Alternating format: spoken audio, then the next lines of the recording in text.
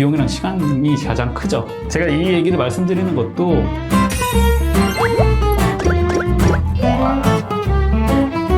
땡큐 성형외과 원장 최요한입니다. 대표적으로 한국 사람들의 코 유형을 말씀드리면 그 전에 이제 얼굴 형태를 봐야 돼요. 대한민국 사람들은 동남아시아랑은 또 다른, 일본이랑은 또 달라요. 왜냐면 일본은 조금 인종이 섞였죠. 예전부터 이민을 많이 받았고 광대가 그렇게 발달된 사람은 없어요, 일본은. 근데 우리나라는 중국 조금 비슷하게 광대가 발달돼 있기 때문에 코가 상대적으로 넓은 분들, 산처럼 천천히 올라오는 분들이 많아요. 근데 거기다가 보형물만 넣게 되면 코가 덜 이뻐요. 코라는 건 결국 높다고만 해서 이쁜 건 아니고요. 얄쌍하게 높아야 되고 코끝도 얄쌍하게 높아야 돼요. 근데 우리나라 사람들의 대부분은 광대가 있기 때문에 코가 넓어요. 그리고 복코도 많고. 그렇기 때문에 그걸 꼭 교정해줘야 되는데 안타까운 건 매체가 발달되고 이제 정보도 좀 공개가 많이 되다 보니까 환자들이 가끔 정하고 와요, 수술을.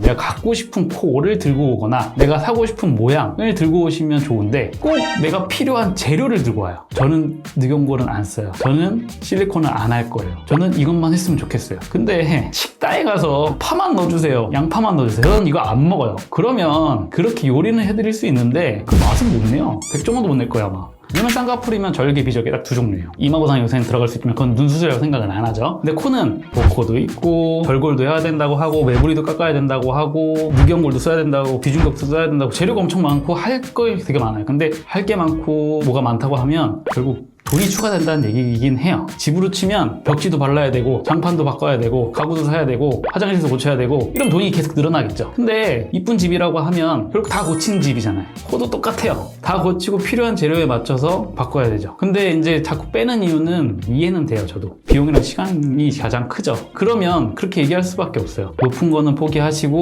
보형물 안 된다고 하면 코끝의 각도가 이제 너무 눕거든요. 그럼 안 이뻐요. 그런 거 포기하셔라 하면 한대요. 그래서 재수술이 많은 거예요. 예전에는 그냥 실리콘만 넣었던 사람들이 코끝이 문제라고 해서 코끝으로 하고 싶은 거고, 근데 코끝만 하러 오면 끝나냐? 아니죠. 결국 코끝을 올리면 모양에 따라 밸런스가 다 뭉개지기 때문에 다시 다 바꿔야 돼요. 제가 이 얘기를 말씀드리는 것도 비용이랑 시간 되실 때 수술을 하셔야 돼요. 그리고 적어도 3군데 이상 상담을 다녀보시고 내가 거의 같은 얘기를 같은 조건에 수정해야 될 걸 받아오면 그거는 어느 누가 봐도 수정해야 되는 거예요. 본인만 스스로 그렇게 인지를 안 하고 있는 거죠. 그렇기 때문에 꼭 그런 여러 가지 모습을 생각을 하시고 코 수술을 결정하셨으면 좋겠어요.